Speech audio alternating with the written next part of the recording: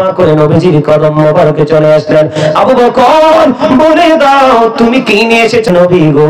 ওগো নবী, আমার যা ছিল আমি সব কিছু নিয়ে এসেছি। তোমার ফ্যামিলি পরিবারের জন্য কি রেখেছো? ওগো নবী, আমি আমার ফ্যামিলির জন্য আল্লাহ এবং আল্লাহর হাবিবকে রেখে এসেছি। এবার আবার ওমরের মনটা খারাপ হয়ে গেল। ওমর মনে মনে দুঃখ নিলেন আর চিন্তা করলেন, হায় রে, আর কি কোনদিন আমি আবু বকরকে হারাতে পারবো না। আমার নবীজি বললেন, আমার জীবনে আবু বকরের সম্পদ আমার জীবনে যত বেশি উপকারে এসেছে, আর কারো সম্পদ আমার এত উপকারে আসেনি।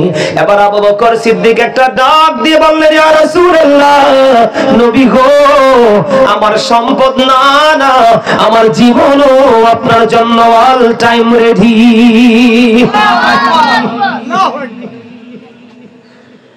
এইরকম প্রেম যদি করতে পারেন তাহলে জীবন ধন্য হবে, অন্যথায় নগণ্য হয়ে কবরে যেতে হবে। নবীকে যদি না চিনতে পারেন আপনার কবর, হাসর, মিজান, ফুলসিরাত কোন জায়গায় আপনার কোন সফলতা অর্জন করা সম্ভব নয়, ঠিক কিনা বলেন? আর এই জায়গাটাতে আসার জন্য আপনার জীবনে সবচেয়ে বড় যে কাজটা প্রয়োজন, মনে রাখবেন, সব আলেম কিন্তু হক নয়, সব আলেম কিন্তু হক নয়।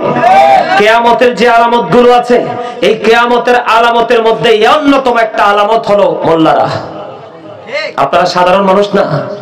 হাদিস শরীফের মধ্যে আসছে কিয়ামতের আলামতের মধ্যে অন্যতম একটা আলামত হলো মোল্লারা। এই মোল্লা কোন মোল্লা? আল্লাহ রাসূল বলেছেন পৃথিবীতে ফিতনা সৃষ্টি করবে, আছে না নাই? তাদের মধ্যে সঠিক শিক্ষা থাকবে না, সঠিক কোরআন হাদিসের ইলম থাকবে না, তারা ভুলভাল ফতোয়া দিয়ে সাধারণ মানুষকে পথভ্রষ্ট করে দিবে। অলরেডি আমাদের সমাজ এটা শুরু হয়ে গেছে। কথা বলেন না কেন? আরে জোরে বলেন। এটা নাই, ওটা নাই, ওটা নাই, ওটা নাই, ওটা নাই করতে করতে মানুষ একবার আমল থেকে নাই হয়ে যাচ্ছে, আছে না নাই? আরে জোরে বলেন, ঠিক না ঠিক? এটা নবীজি বলেছেন কিয়ামতের আলামতের একটা আলামত। মনে রাখবেন, নবীজি সিম্পটম গুলো জানিয়ে গেছে। তাদের কথা হবে মধুর চেয়ে মিষ্টি, তাদের চরিত্র হবে ফেরাউনের মতো, হিংস্রতা হবে বাঘের মতো, তাদের নামাজ দেখলে তুমি মনে করবে তোমার নামাজ হচ্ছে না, তাদের রোজার কাছে তোমার রোজাটাকে তুচ্ছ মনে হবে, তারা শুধু কোরআন কোরআন কোরআন কোরআন করবে, তারা মনে করবে কোরআনটা শুধু তাদেরই আর কারো না। কথা বলেন না কেন? এখন এই সমস্ত মৌলবী কিন্তু আমাদের মধ্যে বের হচ্ছে। নামের আগে দেখবেন মুফতি, নামের আগে দেখবেন মুফতি, সাধারণ একটা প্রশ্ন করলে কিন্তু উত্তর দিতে পারবে না, আছে না নাই? আমাদেরকে সাবধান থাকতে হবে। আল্লাহ রাসূল বলেছে আপনার জীবনটাকে ধন্য করতে হলে, আপনার জীবনকে ধন্য করতে হলে একজন ধন্য ব্যক্তির সাথে যুক্ত হতে হবে, আর সেই ধন্য ব্যক্তি হলো হক্কানি আলেম এবং হক্কানি আল্লাহর ওলিরা। এই দেশে ইসলাম এসেছে কার হাত ধরে? আরো জোরে বলেন। এখন আল্লাহর ওলিদের বিরুদ্ধে কথা বলার লোক আছে না নাই? আরে জোরে বলেন না কেন? আছে না নাই? যারা আল্লাহর ওলিদের বিরুদ্ধে কথা বলে তারা হক সঠিক না ঠিক? ঠিক না? এই দেশে তো কোনো নবী আসে নাই। শাহজালাল মুজাররদি আমনিকে যদি আপনি অস্বীকার করেন, তাইলে আপনি ইসলামটা পাইলেন কই? মসজিদ পাইলেন কই? মেম্বার পাইলেন কই? পাঞ্জাবি টুপি এগুলো পাইলেন কই? আজকে তারা আসছে বলে আমরা এগুলো পেয়েছি। এজন্য আমি আপনাদেরকে আরেকটা গজল শোনাই। সরে সরে গজল থেকে অনেক কিছু বুঝতে পারবেন। ইসলাম কি জানতে চাইলে উত্তর হবে কি? মুসলিম নামে এই কথাটি কয়জন ভেবেছি, হায় রে কয়জন ভেবেছি। ইসলাম কি জানতে চাইলে বলেন, ইসলাম কি জানতে চাইলে উত্তর হবে কি?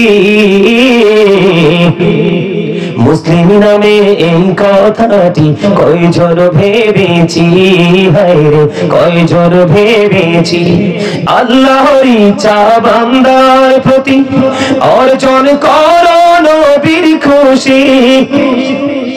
আল্লাহর ইচ্ছা বান্দার প্রতি অর্জন করো নবীর খুশি। নবীর প্রেমে গুনাহ মাফের খবর শুনেছি। মুসলিম নামে এই কথাটি কয়জন ভেবেছি, হায় রে কয়জন ভেবেছি। আল্লাহর ইচ্ছায় কাজ করো, রাসূল প্রেমিক মুর্শিদ ধরো। আল্লাহর ইচ্ছায় কাজ করো, রাসূল প্রেমিক মুর্শিদ ধরো, দুজাহানের সুখের ভান্ডার তোমায় দিয়েছি। মুসলিম নামে এই কথাটি কয়জন ভেবেছি, হায়রে কয়জন ভেবেছি। যেই মুর্শিদে আল্লাহর ইচ্ছায় কাজ করে যায় সর্বদা,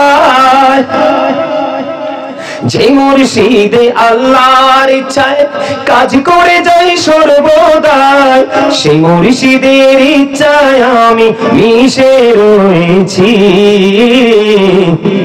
মুসলিম নামে এই কথাটি কয়জন ভেবেছি, হায়রে কয়জন ভেবেছি। আল্লাহর ইচ্ছায় কাজ করো, রাসূল প্রেমিক মুর্শিদ ধরো, আল্লাহর ইচ্ছায় কাজ করো, রাসূল প্রেমিক মুর্শিদ ধরো, দুজাহানের সুখের ভান্ডার তোমায় দিয়েছি। মুসলিম নামে এই কথাটি কয়জন ভেবেছি, হায়রে কয়জন ভেবেছি। আস্তে কেন মারহাবা, আরে জোরে মারহাবা। বাড়ি বানাইলে ইঞ্জিনিয়ার লাগে কিনা, অসুস্থ হইলে ডাক্তার লাগে কিনা, সন্তানকে মানুষের মতো মানুষ বানাইতে হলে টিচার লাগবে কিনা, ঠিক তেমনি ভাবে আপনি রাসূলের আল্লাহকে পাইতে হলে আপনাকে রাসূলের কাছে যেতে হবে, আর রাসূলকে পাইতে হলে রাসূল ওয়ালা হক্কানি আলেম এবং ওলিদের কাছে যেতে হবে। যে যাই বলুক আপনি কোনো কথা শুনবেন না। এই দেশের উত্তরসূরি RSBSCS মালিকানা, এই বাংলাদেশের মালিকানায় আছে আল্লাহর ওলিরা। বলে না কেন? আমার কথা ভালো লাগে না আপনাদের কাছে? লাগে। ভালো না লাগলে কিটা কইতাম কম। কথাগুলো খেয়াল করছেন নি? ক্লাস আছে না, স্টেপ আছে না, আরো যারা বলেন স্টেপ বাই স্টেপ আপনাকে কি করতে হবে, আগাতে। ডাইরেক্টলি কি সম্ভব কোনো কিছু? আরে ভাই আপনার আমারে আল্লাহ দুনিয়াতে পাঠাইবা, আল্লাহ কি ডাইরেক্ট পাঠাইছে নি? কথা বলেন না কেন? আব্বারে বানাইছে, আম্মারে বানাইছে, বানাইয়া আব্বার মা বাপের মাধ্যমে, মার মা বাপের মাধ্যমে বিয়ার ঘটক পাঠাইছে, পাঠাইছে কিনা? বিয়া হইছে, হইছে কিনা? বাবা মায়ের মাধ্যমে আপনার আমার বডি তৈরি হইছে। তখন আল্লাহ রুহের জগৎ থেকে আলমে আরোহা থেকে রুহুটা আপনার আমার মধ্যে মায়ের পেটে ঢুকাই দিছে। বুঝেন না সিস্টেম? এই বুঝেন কিনা? আব্বা মায়ের মাঝে মাধ্যমে আপনাকে আমাকে, আপনার একটা মানুষের, এদিকে তাকান মিয়া, এটা হাসির জায়গা না। আপনার বডির তিনটা জিনিস খুব গুরুত্বপূর্ণ। কয়টা? তিনটা। আরে যারা বলেন কয়টা?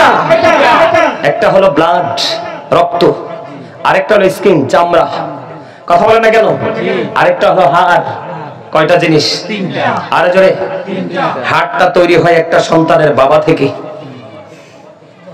রক্ত এবং চামড়া দুইটা তৈরি হয় মা থেকে।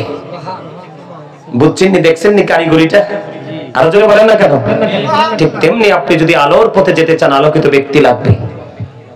আর আমাদের আল্লাহকে পাওয়ার জন্য সবচেয়ে আলোকিত হলো আপনার আমার প্রাণের নবী।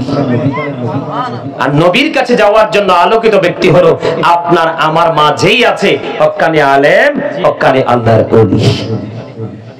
বুঝেন নাই? তো আপনি ওখানে যাওয়ার দরকার এই কারণে, আমাদের দেশে মানুষ অন্যায় অপরাধ, এমন কোন অপরাধ নাই যে মানুষ করছে না। এটা করার কারণ কি জানেন? তার জীবনে ভালো কোন ওস্তাদ পায় নাই এবং 5 ওয়াক্ত নামাজ পড়ে নাই। পড়েছে নামাজ? আরো জোরে বলেন না, পড়ছে নামাজ? এখনকার মানুষ কি নামাজ পড়ে?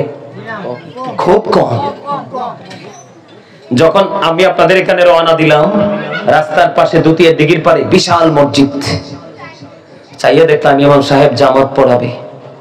2 জন বা 3 জন লোক দেখলাম ঢুকছে, অথচ রাস্তা ঘাটে দোকানে পাটে মানুষের কোনো অভাব। কালকে এক মাহফিলে গেলাম, ওই যে বাচ্চাগুলো দেখেন, ওই যে 3টা বাচ্চা আছেন একসাথে, এই ছোট ছোট বাচ্চাগুলোর মতো এরকম পরিবেশে গেঞ্জি টেঞ্জি লাগাইয়া আমি মাহফিলে যাচ্ছি, রাস্তার পাশে দেদারসে মোবাইল টিপছে।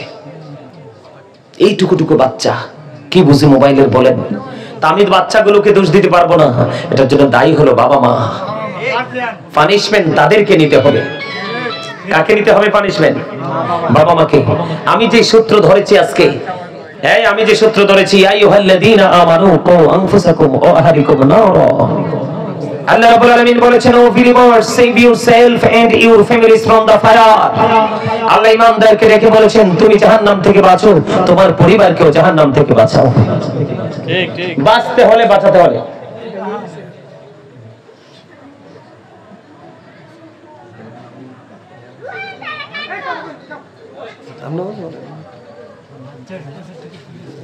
বাঁচতে হলে এবং বাঁচাতে হলে প্রথম ঈমানদার হতে হবে।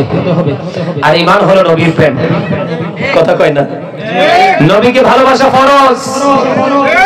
কোন ভাবে নবীকে বিন্দু পরিমাণ ছোট করলে আপনি কুফরি করে ফেললেন, ঈমান নাই। আপনার নামাজ রোজা দিয়ে কোনো লাভ নাই, দান সদকা দিয়ে কোনো লাভ নাই। আপনি যত দাড়ি টুপি পাগড়ি লাগান, যত মুফতি সাজেন, যত সুফি সাজেন, কোনো লাভ নাই।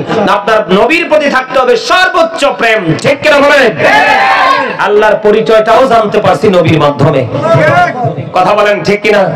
আমরা আমাদের আল্লাহকে চিনতে পারছি কার মাধ্যমে? নবীর মাধ্যমে। আমরা আল্লাহকে চিনছি কার মাধ্যমে? নামাজ পাইছি কার মাধ্যমে? সব নবীজির মাধ্যমে। ঠিক না বলেন? এখন নামাজ নিয়ে আমি একটু আলোচনা করব। আজকের মূল আলোচনার বিষয় হলো নামাজ।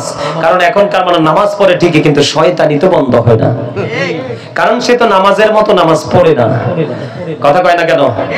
আপনি নামাজ পড়লে হবে না, ওই নামাজ পড়েন যেই নামাজের মধ্যে আছে তাকওয়া। ওই নামাজ পড়েন যেই নামাজের মধ্যে আছে প্রেম। ওই নামাজ পড়েন আপনি যেই নামাজের মধ্যে আছে মাওলার প্রতি আপনার গভীর ধ্যান। ওই নামাজ আপনি পড়েন যেই নামাজের মধ্যে আপনি রাসূলের নামাজের টেকনিক আপনি খুঁজে পান। ওই নামাজ পড়েন ওই নামাজ আপনি পড়েন যেই নামাজে দাঁড়াইলে আপনার সামনে খানায়ে কাবা দেখেন। ওই নামাজ আপনি পড়েন যেই নামাজে দাঁড়িয়ে আপনি ডান দিকে খেয়াল করলে জান্নাত খুঁজে পান। আপনি ওই নামাজ পড়েন যেই নামাজে দাঁড়ালে আপনার বাম দিকে আপনি জাহান্নাম খুঁজে পান। আপনি ওই নামাজ পড়েন বন্ধু দিলি খান বাড়ির আমার ভাই আমার বাবা গো, আমি আমার মা বোনদেরকে ডেকে ডেকে বলছি গো, আপনি ওই নামাজ পড়েন যেই নামাজে আপনার মনে হয় আমি যদিও আল্লাহকে দেখি না, আল্লাহ কিন্তু আমার নামাজ ঠিকই দেখে। ওই নামাজ আপনি পড়েন, আপনার নামাজ দিয়ে আপনার সফলতা অর্জন করবেন। আপনি ওই নামাজ পড়েন যেই নামাজে দাঁড়ালে আপনার মনে হয় আমি যেন ফুলচিরাতের পুলের উপর দাঁড়িয়ে নামাজ পড়ছি। একটু যদি 19-20 হয়, একটু যদি অমনোযোগী হয়, আমার ঠিকানা হয়ে যাবে জাহান্নাম। তার ফুলচিরাত মানে হলো মনোযোগ আর অমনোযোগ। ফাওয়াইলুল লিল মুসাল্লিন আল্লাযীনা হুম, ঠিক কিনা বলে? আছে না নাই? অমনোযোগী নামাজের জন্য কঠিন আযাব বরাদ্দ। আপনি ওই নামাজ পড়েন যেই নামাজে দাঁড়াইলে মনে হয় আপনি ফুলচিরাতের পড়ে। আপনি ওই নামাজের নিয়তে দাঁড়িয়ে যান। আপনি ওই নামাজ পড়ে বন্ধু যেই নামাজ পড়লে আপনার মনে হয় এটা আপনার জীবনের শেষ নামাজ। নামাজ শেষ হইতে দেরি রে, আপনার পিছনে আজরাইল আছে। আপনি নামাজ শেষ করতে দেরি, আপনার আজরাইল আপনাকে চেপে ধরে প্রাণটাকে নিতে দেরি করবে না। ওই নামাজ পড়ে, ওই নামাজ পড়ার পরে আপনাকে কেউ মানুষ বানাতে হবে না, আপনি নিজে নিজে মানুষ হয়ে যাবেন। কারণ আমার আল্লাহ বলেছেন ওয়ারকাউ মা'আল-রাকিঈন, তোমরা রুকুকারীদের সাথে রুকু করো। আকিমুস সালাতা ওয়া আতুজ যাকাত, আমার আল্লাহ বলেছেন তোমরা নামাজ কায়েম করো, তোমরা যাকাত আদায় করো। আমার আল্লাহ বলেছেন আকিমিস সালাত, তোমরা নামাজ কায়েম করো। কারণ ইন্নাস সালাতা তানহা আনিল ফাহশাই ওয়াল মুনকার, নামাজ মানুষকে খারাপ কাজ থেকে বাঁচিয়ে রাখে। সূরা আনকাবুতের মধ্যে আমার আল্লাহ বলতেছেন নামাজের মতো নামাজ পড়ো, ওই নামাজ তোমাকে মানুষের মতো মানুষ বানিয়ে দিবে, তোমাকে মিথ্যাহীন মানুষ বানিয়ে দিবে, জুলুমহীন মানুষ বানিয়ে দিবে, তোমাকে বন্ধু বিরামহীন ভাবে প্রেমের দরিয়ায় সাঁতার কাটা শিখিয়ে দিবে। ওই নামাজ তুমি পড়ো, ওই নামাজ তুমি একজন নামাজের কারণে এই যদি ডেইলি খানবাড়ির আশেপাশে সব মানুষ যদি নষ্ট হয়ে যায়, তুমি যদি একজন এরকম নামাজি হতে পারো, একজন এরকম আমার নবীর প্রেমিক হতে পারো, তাহলে তুমি যতদিন বেঁচে থাকবে ততদিন ওই বাড়ির আশপাশের মানুষগুলো যদি অপরাধী সবাই ভালো থাকতে পারবে। আমার আল্লাহর কাছে পরিপূর্ণ নামাজ এবং ইমানদার এত প্রিয়। জোরে বলেন না সুবহানাল্লাহ। হযরত আবু হুরায়রা রাদিয়াল্লাহু তাআলা আনহু থেকে হাদিস বর্ণিত, খেয়াল করেন বন্ধু, হাসি উড়িয়ে দিন না। আমার সামনে হাজার হাজার মানুষ বসুক, এটার জন্য আমি কখনোই প্রত্যাশা করি না। আমি একটা জিনিস আল্লাহর কাছে চেয়ে স্টেজে বসি, আল্লাহ গো যেখানেই যাব মানুষগুলো যেন মনটা খুলে আলোচনাটা শুনে, আজকের আলোচনার পরে যেন তার মধ্যে হেদায়েত নেমে আসে, ওইটা আমি আল্লাহর কাছে চেয়ে প্রত্যেকটা স্টেজে বন্ধ বসে যাই। আমি আপনাদেরকে বলি, মনের মতো যদি আপনি নামাজ পড়েন, আল্লাহ যেভাবে চাই সেইভাবে যদি আপনি নামাজ পড়েন, আপনার জীবন কত নিয়ামতে পরিপূর্ণ হয়ে যাবে বন্ধু। হাদিস শরীফের মধ্যে এসেছে বন্ধু, আমার রাসূল বলেছেন as-সালাতুল খামস ওয়াল জুমআতু ইলাল জুমআ ওয়া রমাদানু ইলা রমাদান মুকাফফিরাতুল লিমা বাইনাহুন্না ইযা তুনিবাতিল কাবাইর। আমার রাসূল বলেছেন বন্ধু, 5 ওয়াক্ত নামাজ যদি পড়ো, 5 ওয়াক্ত নামাজের মধ্যে গ্যাপ আছে না নাই? আমার রাসূল বলেছেন জুমআতু ইলাল জুমআ, এক জুমা থেকে আরেক জুমার মাধ্যমে মধ্যে গ্যাপ আছে, এক জুমা থেকে আরেক জুমা। আমার রাসূল বলেছেন রমাদানু ইলা রমাদান, এক রমজান থেকে আরেক রমজানের মধ্যে 360 দিনের একটা গ্যাপ আছে। খেয়াল করেন বিষয়টা, 5 ওয়াক্ত নামাজের গ্যাপ গুলো ছোট ছোট। ওয়াল জুমআতু ইলাল জুমআ, এক জুমা থেকে আরেকটা জুমা 5 ওয়াক্ত নামাজের তুলনায় গ্যাপটা একটু বড়। রমাদান ইলা রমাদান, এক রমজান থেকে আরেক রমজান, এই দুইটার মধ্যে বিশাল গ্যাপ। 365 দিনে বন্ধু এক বছর, আর 365 দিনে যদি এক বছর হয়, 30 60 দিন অথবা 29 বা 30 মিলে একদিন কম বেশি হবে। এই দিকে 30 দিন, ওই দিকে 30 দিন আমি মাইনাস করে দিলাম, আরো বাকি আছে আপনার আমার কাছে 305 থেকে 6 দিন। কথা বলেন না কেন? আবার রাসূল বলেছেন মুকাফফিরাতুল লিমা বাইনাহুন্না ইযা তুনিবাতিল কাবাইর। ও দিলি খান বাড়ির মানুষ, আমার ভাই আমার বাবা গো, মা বোনদেরকে বেশি বেশি করে বলছি গো, হৃদয় খুলে শোনো গো, আমি আমার বোনদেরকে বলছি গো, হৃদয় খুলে শোনো, কারণ প্রত্যেকটা মা যদি সচেতন হয়, সন্তান কখনোই অমানুষ হয় না। আমরা 5টা ভাই বন্ধু, আমার বাবা সরকারি চাকরি করতেন, গভর্নমেন্ট জব করতেন, বাবা সময় দিতে পারেনি। আমরা 5টা ভাই মানুষের মতো মানুষ হয়েছি। এই পুরো শাসনটাই ছিল আমার মায়ের, এখনো পর্যন্ত মায়ের কথার বাইরে যাই না। এই জন্য আমি আমার মা বোনদেরকে অ্যাক্টিভ হতে বেশি বেশি বলি। বাবা জীবন জীবিকার জন্য দৌড়াদৌড়ি করে ছোটাছুটি করে বাবা সন্তানকে সময় দিতে পারে না। মা যদি যথাযথভাবে যদি যোগ্য হতে পারে, সন্তান কখনোই অযোগ্য হয় না। ঠিক কিনা বলেন? আরো জোরে বলেন ঠিক কিনা বন্ধু? ওই যে আমি একটু আগে বললাম আপনি কোন নামাজ পড়বেন, আমার দিকে তাকান বন্ধু। আমার রাসূল বলেছেন মুকাফফিরাতুল লিমা বাইনাহুন্না ইযা তুনিবাতিল কাবাইর। তোমার এক রোজা থেকে আরেক রোজার গ্যাপ, এক জুমা থেকে আরেক জুমার গ্যাপ, এক 5 ওয়াক্ত নামাজে ফজর থেকে জোহর, জোহর থেকে আসর, আসর থেকে মাগরিব, মাগরিব থেকে ইশা, এর মধ্যে যত গ্যাপ আছে ওই গ্যাপের সবগুলো গুনার জন্য কাফারা হয়ে যাবে ওই তোমার আগে পরের নামাজগুলো। যদি তুমি কবিরা গুনাহ থেকে বেঁচে থাকতে পারো, তাহলে নামাজ তোমার জন্য অবর্ণনীয় নিয়ামত। বন্ধু, ওই যে পূর্বশ্বরী, আমি আপনাদেরকে বলি, যারা আজকে ইসলামকে ধ্বংস করতেছে, আমাদের মতো দাড়িওয়ালা টুপিওয়ালা, আপনি দেখবেন তারা সুন্নাত নামাজ পড়ে না, নফল নামাজ পড়ে না। কথা বলেন না কেন? আমি কি ভুল বলেছি কিনা? দেখবেন তারা মসজিদের মিম্বরে যাবে, হুটহাট করে ফরজ পড়ে বের হয়ে যাবে, তারাও সুন্নাত নফল নামাজ পড়বে না এবং অন্যদেরকেও নামাজ পড়তে দিবে না। কারণ তারা তাদের যে পূর্বসূরি যে আইম্মে কেরাম বুজুর্গ, তাদেরকে ফলো করে না, তাদেরকে সম্মান করে না। এই জন্য তাদের এই সমস্যা দিন দিন বিস্তৃত হয়ে যাচ্ছে। রাসূল বলেছে, কেউ যদি ইচ্ছে করে একটা সুন্নাত নামাজ ছেড়ে দেয়, আমি তাকে আমার উম্মত বলে স্বীকার করব না। তুমি যদি নবীর উম্মত হতে না পারো, তুমি আল্লাহর বান্দা হওয়ার যোগ্যতা তুমি রাখো না। কারণ নবীকে পাঠাইছে আল্লাহ, নবীজির মাধ্যমে আমাদের কাছে আল্লাহর পরিচয় জানিয়ে দিয়েছে। বন্ধু, আমি আপনাদেরকে বলে দেই, ইমাম বুখারী সিয়াসিত্তার অন্যতম হাদিস গ্রন্থ হলো বুখারী শরীফ। এই বুখারী শরীফের নির্মাতা ইমাম বুখারী, তিনি বন্ধু নামাজে দাঁড়িয়ে গেলেন। নামাজে যখন দাঁড়িয়ে গেলেন, নামাজ বিরামহীন ভাবে পড়তেছেন। নামাজ পড়তে পড়তে পড়তে পড়তে পড়তে পড়তে বন্ধু নামাজ শেষ হয়ে গেল। নামাজ যখন শেষ হয়ে গেল, নামাজ শেষ হয়ে যাওয়ার পরে এবার উনি ওনার ছাত্রকে একটা ডাক দিলেন। ছাত্রকে ডেকে বললেন, বাবু আমার কাছে আসো, এসে দেখো আমার জুব্বাটার নিচে কি যেন ঢুকিয়েছে।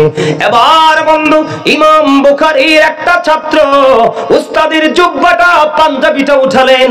পাঞ্জাবিটা উঠিয়ে দেখে ওই পাঞ্জাবির নিচে বিষাক্ত ভেঙ্গুল পোকা একটা দুইটা নয়, 10-10টা কামড় দিয়েছে। জোরে জোরে কন্যা আল্লাহু আকবার। কয়টা কামড় দিয়েছে? 10টা কামড় দিয়েছে। এবার ওই ছাত্র ওস্তাদকে প্রশ্ন করলো, হুজুর একটা ভেঙ্গুল পোকার কামড় দিলে সহ্য করা যায় না, একটা দুইটা নয় 10টা কামড় দিল গো হুজুর, তারপরে আপনি নামাজটা ছাড়লেন না।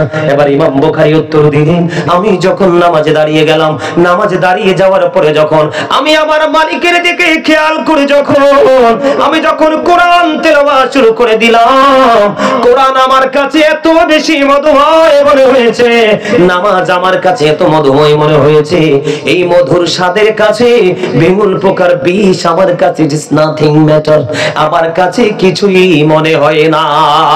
জোরে জোরে কন্যা সুবহানাল্লাহ। এই জন্যই তিনি হতে পেরেছে ইমাম বুখারী।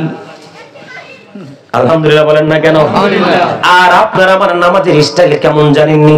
ও মনে ধরলি নামাজে পড়লি নামাজ সারা জীবনে ভোর, মনে ধরলে নামাজ পড়লি নামাজ সারা জীবনে ভোর, নামাজ হইল না রে তোর নামাজের লইলি না খবর।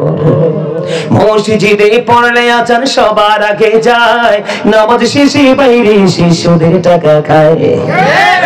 নামাজ হইল না রে তোর নামাজের লইলি না খবর। নামাজের ভিতরে তোমায় মশায় কামড় দিলে, মশা তুমি আগে মারো রুকু সেজদা ফেলে। নামাজ হইল না রে তোর নামাজের লইলি না খবর। ঠিক না বে ঠিক? বন্ধু, তুমি এই নামাজ দিয়ে কোনদিন তুমি আল্লাহওয়ালা হতে পারবে না। ওই নামাজ দিয়ে তুমি তোমার জীবনে কোনদিন আলোর সন্ধান তুমি খুঁজে পাবে না। ওই নামাজ তুমি পড়তে পারবে ঠিকই, কিন্তু তুমি কখনোই গ্রহণযোগ্য বান্দাদের অন্তর্ভুক্ত হতে পারবে না। বন্ধু, আমি আপনাদেরকে বলে দেই, আপনারা হৃদয় খুলে শুনুন। ওই আমাদের পাশের দেশ ভারত উপমহাদেশে এসেছেন কি ইসলামের ঝান্ডা নিয়ে? খাজা গরিবে নওয়াজ, কথা বলেন না কেন? খাজা মঈনুদ্দিন চিশতি, ঠিক কিনা বলেন? আজমিরি হাসান সঞ্জেরি রাদিয়াল্লাহু তাআলা আনহু আসছে কিনা? এখন দেখলাম আমাদের দেশে খাজা গরিবে নওয়াজকে নিয়েও বিভিন্ন ধরনের বিরূপ মন্তব্য করে। নাউজুবিল্লাহ বলেন না কেন? খাজা গরিবে নওয়াজ তিনি কম পক্ষে 70 বছর, কত বছর? কম পক্ষে তিনি 70 বছর এশারের নামাজ পড়ে ফজর পর্যন্ত তিনি ঘুমায় নাই। ও বন্ধু, ইমাম আজম আবু হানিফা রাহমাতুল্লাহি আলাইহি মিনিমাম 40 থেকে 50 বছর এশারের ওযু দিয়ে ফজর নামাজ পড়ছে। জোরে জোরে কন্যা সুবহানাল্লাহ। এই জন্য বন্ধু, তাদের প্রতি তাদের শ্রদ্ধা ভালোবাসা প্রেম নাই, এই জন্য তাদের নামাজের মধ্যে কোনো মায়া নাই। কথা বলেন না কেন? এই জন্য তাদের নামাজে কোনো সৌন্দর্য নাই, নামাজ দিয়ে কোনো সফলতা অর্জন করা যায় না। ঠিক কিনা বলেন? আরো জোরে বলেন ঠিক না বে ঠিক? বন্ধুরে আমার, বন্ধু, নামাজকে যদি নামাজের মতো পড়তে না পারেন, ইচ্ছে করে যদি নামাজ ছেড়ে দেন, আপনার মতো হতভাগার কেউ হবে না। বন্ধু, একজন নবী আছে মূসা কালিমুল্লাহ। মূসা স্পোক টু আল্লাহ। মূসা আল্লাহর সাথে কথা বলেছে, জানেননি? 1 লক্ষ খেয়াল করেন, বিরক্ত হন, ছেড়ে দিব। আমার কিন্তু মাইক ছাড়ার সময় হয়ে গেছে, 1.5 ঘন্টা হয়ে গেছে। আর কি মাইক ছেড়ে দিব নাকি আরেকটু আলোচনা শুনবেন? ওই যে আমার এই যুবক ভাইটা তার টুপি নাই, কিন্তু সেই নিবিড়ে চুপি চুপি বলে না না হুজুর মাইক ছাড়া যাবে না। তার মানে ওয়াজ তার কাছে মজা লাগছে। যার কাছে ওয়াজ মজা লাগবে সেই হলো ইমানদার। কথা বলেন না কেন? যার কাছে নামাজ মজা লাগবে সেই হলো ইমানদার, যার কাছে কোরআন তেলাওয়াত মজা লাগবে সেই হলো ইমানদার। যে মা বাবাকে ভালোবাসতে, মা বাবার সেবা করতে স্বাচ্ছন্দ্য বোধ করে মজা পায় সে হলো ইমানদার। ইমানদারের স্টেজ আছে, ক্যাটাগরি আছে। কথা বলেন না কেন? আমি আপনাদেরকে বলে দেই বন্ধু, মুসা কালিমুল্লাহর দরবারে একজন নারী আসলো। খেয়াল করেন, গভীরভাবে খেয়াল করেন। মুসা কালিমুল্লাহর দরবারে একজন নারী আসলো। একজন নারী এসে তিনি মুসা কালিমুল্লাহর কাছে বলতেছে, ওগো নবী মুসা, আপনি তো আল্লাহর সাথে কথা বলেন, আমি একটা ফয়সালার জন্য এসেছি। কি রে কি বলে দেই না, কি তোর ফয়সালা? এবার মুসা কালিমুল্লাহকে বলল, ওগো আল্লাহর নবী, আমি ব্যভিচার করেছি, নাউজুবিল্লাহ। কি করেছি? ব্যভিচার বুঝেননি? মানে বিয়ে করা স্বামী না, তার সাথে ফিজিক্যাল মেলামেশা হয়েছে, যৌন চাহিদা মিটিয়েছে, নাউজুবিল্লাহ বলেন। ওগো আল্লাহর নবী মুসা, আমি অবৈধভাবে মেলামেশা করেছি, এই ব্যভিচারের মাধ্যমে আমার গর্ভে সন্তান এসেছে, এই সন্তানটা আমি প্রসব করেছি। ও আল্লাহর নবী মুসা, এই সন্তান যখন পৃথিবীতে আসলো আমি নিজেই সন্তানটাকে গলা টিপে হত্যা করেছি, আমি সন্তানটাকে গলা টিপে মেরে ফেলেছি। মেরে ফেলার পরে আমি আমার আল্লাহর কাছে তাওবা করেছি। ওগো নবী, বলে দেন আমার আল্লাহ আমার তওবা কবুল করছেনি। এই কথা বলতে দেরি মুসা কালিমুল্লাহ একটা ডাক দিয়ে বলল, যাও যাও যাও, তুমি আমার দরবার থেকে বের হয়ে যাও। বন্ধু, মুসা কালিমুল্লাহ মহিলাটাকে তার দরবার থেকে তাড়িয়ে দিলেন। ওই মহিলাটাকে তাড়িয়ে দিতে দেরি, সঙ্গে সঙ্গে মুসার দরবারে জিবরাইল আসতে দেরি করলো না। জিবরাইল আলাইহিস সালাম এসে বললেন, ওগো আল্লাহর নবী মুসা, আমার আল্লাহ জানতে চেয়েছে আপনি ওই মহিলাটাকে কেন তাড়িয়ে দিলেন? মুসা কালিমুল্লাহ বললেন, ওই মহিলা অত্যন্ত জঘন্য পাপী। এবার ওই জিবরাইল আমিন বললেন, ইয়া মুসা, ও আল্লাহর নবী মুসা, আপনার কাছে এই মহিলাটাকে সবচেয়ে জঘন্য পাপী মনে হয়েছে।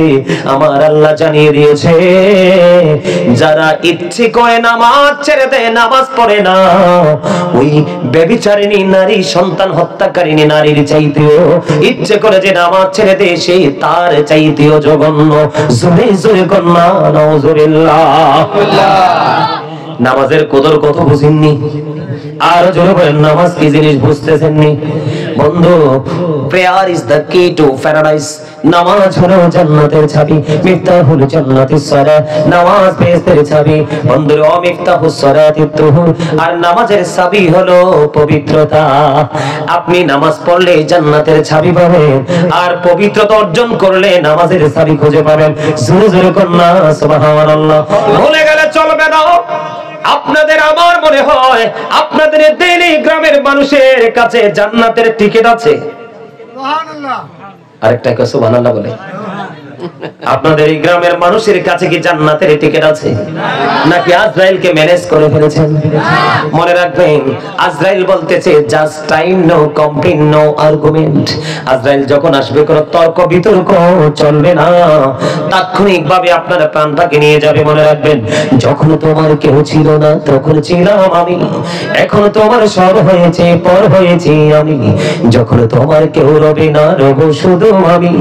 আমার কাছে আসতে হবে, মনে রেখো তুমি। তোরা চাসনি কিছু, তোরা চাসনি কিছু কারো কাছে খোদার মদদ ছাড়া, অন্যের উপর ভরসা ছেড়ে নিজের পায়ে দাঁড়া।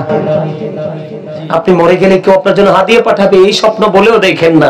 যেই কাঠমোল্লার দল বের হইছে, দেখবেন আপনি মরার পর আপনার সন্তান কি বলবে, কবরের পার যাইও না বেদাত। ওমা কথা কন না কিল্লে।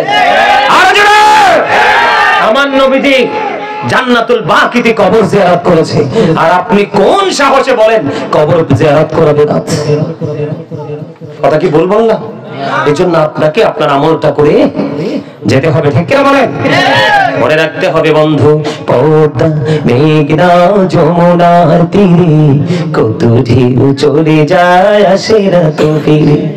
আমিও চলে যাব এমনি করে, আসবো না কভু ফিরে।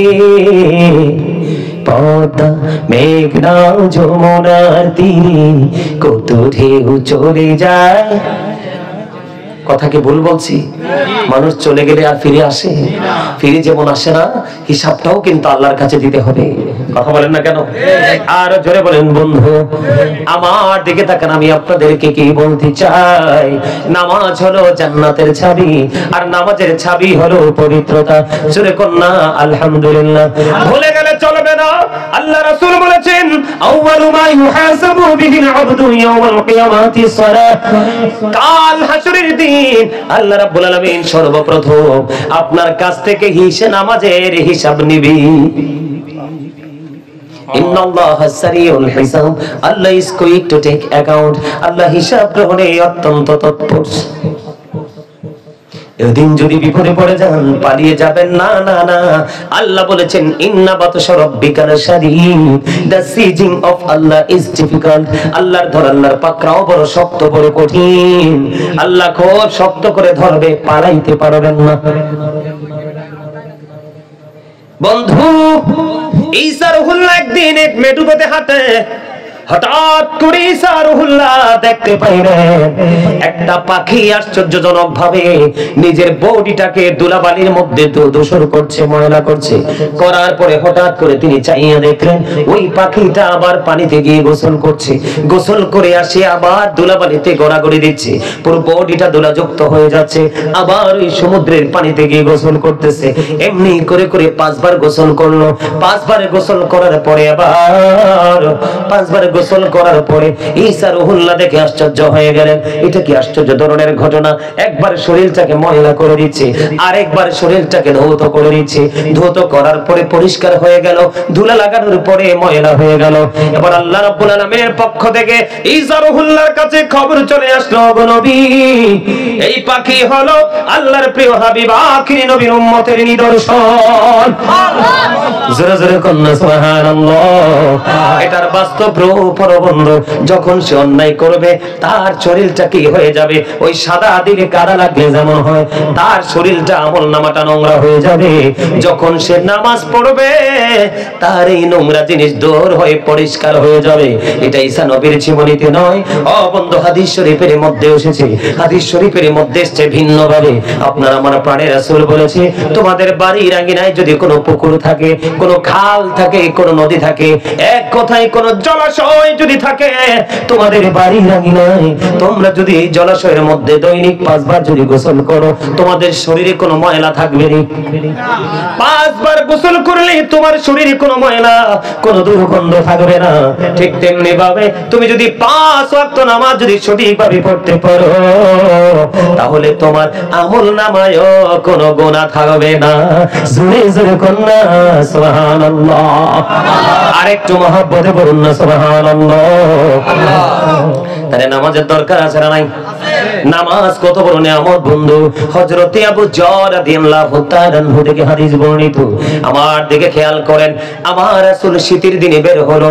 আপনাদের বেইলি খানবাড়ির আশেপাশে শীতের দিনে গাছের পাতা ঝরেনি? জি। সব পাতা ঝরেনি? সব পাতা বলে ঝরে। সুপারি গাছ, নারকেল গাছ, তাল গাছের পাতা ঝরে সব শীতের দিনে। খেজুর গাছ এদিকে সব সময় ঝরে? এটি টাইম মতো ঝরে, নাহলে সব গাছের পাতাই শীতের দিনে আসলে ঝরে যায়। ঠিক কিনা বলেন? বিরামহীন ভাবে ঝরে। গাছের দিকে তাকাইলে দেখা যায় গাছটা শূন্য, আর মাটির দিকে তাকাইলে দেখা যায় পাতায় পরিপূর্ণ। ঠিক না ভাই? এই এই এই কি কথা, কি কথা বলা যাবে না? আমি শেষ পর্যন্ত চলে আসছি। তোমাদের নসিব ভালো, তোমরা যে শেষ সময় হইলো জান্নাতের বাগানে বসছো। খুশনসিব। শেষ ভালো যায়, আমি শেষের দিকে চলে আসছি, ডিস্টার্ব করো না ভাই। তোমরা তো সব সময় মোবাইল নিয়ে থাকো, এই জন্য এটার হিসাব বুঝো না। তোমরা যেটা নিয়ে থাকো এটা তোমাদেরকে জাহান্নামে পৌঁছাবে, কারণ এটার মধ্যে যা আছে সব ইহুদিদের কালচার। কার? হাও কয় না, নাও কয় না, কার? কার? ঠিক না ভাই? ঠিক না? ইহুদি সম্পর্কে আল্লাহ কি বলেছে?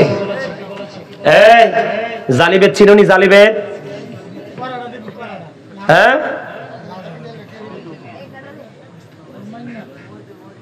একদম মুখে তালা দিয়ে বসে থাকো।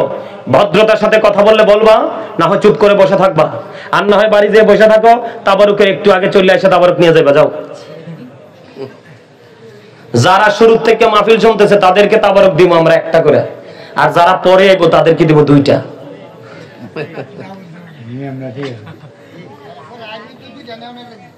এই আমার দাদার উত্তর ঠিক আছে, চাচার উত্তর ঠিক আছে। Thank you very much, absolutely right answer my dear uncle.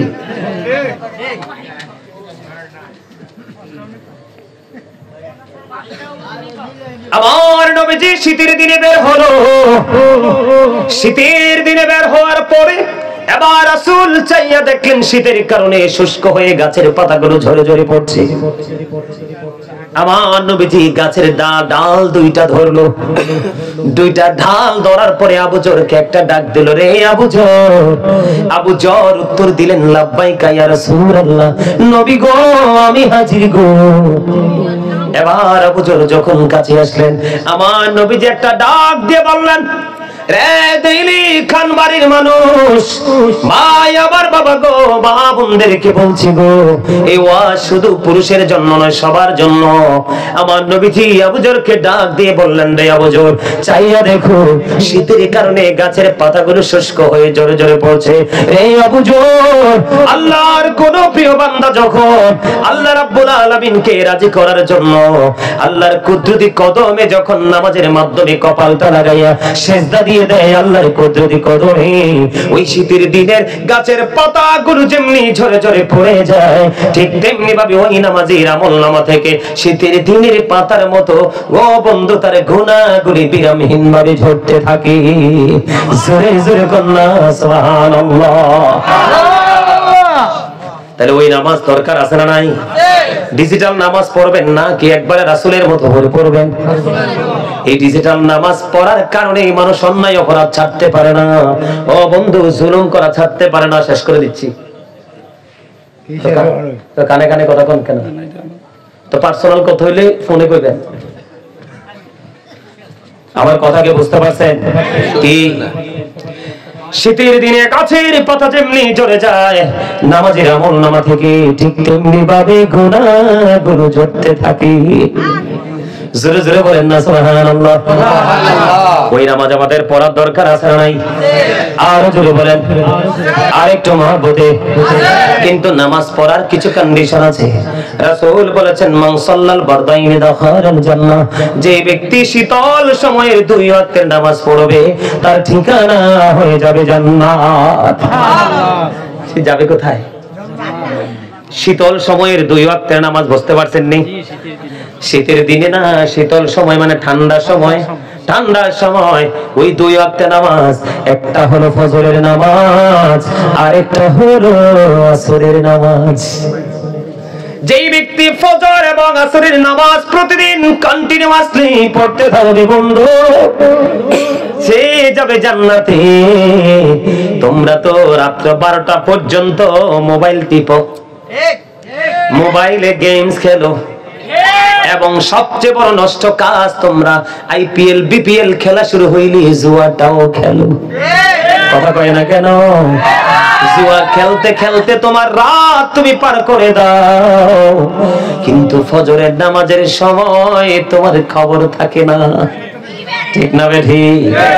আমার রাসূল আরো বলেছেন, মান তারাকা সালাতাল আসরি ফাকাদ হাবিতা আমালুহু, যেই ব্যক্তি আসরের নামাজ ছেড়ে দিল তার যেন সব আমল যেন বিনষ্ট হয়ে গেল।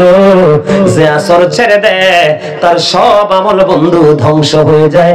নামাজ পড়লেই শুধু চলবে না, সিস্টেম বুঝে টেকনিক অবলম্বন করে নামাজ পড়তে হবে। আর ওই নামাজের মধ্যে থাকতে হবে ধৈর্য, নামাজের মধ্যে থাকতে হবে ধীরস্থিরতা, নামাজের মধ্যে থাকবে পোশাক আশাকের যে সৌন্দর্য। ও বন্ধু, নামাজের মধ্যে থাকতে হবে পবিত্রতার যে কাঠামো।